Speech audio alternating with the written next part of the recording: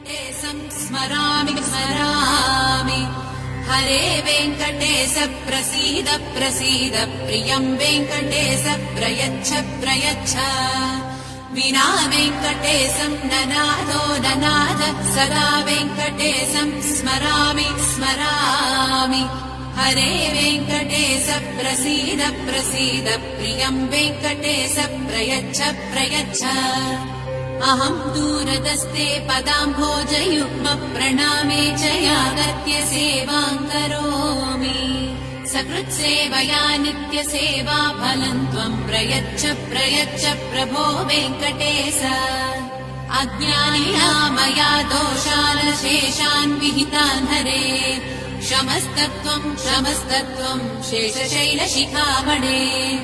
अज्ञानिना मया दोषान् शेषान् विहितान् हरे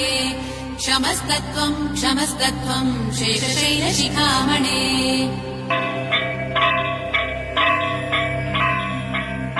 ईशानां जगतोऽस्य वेङ्कटपतेर्विष्णोः परां प्रेयसीम्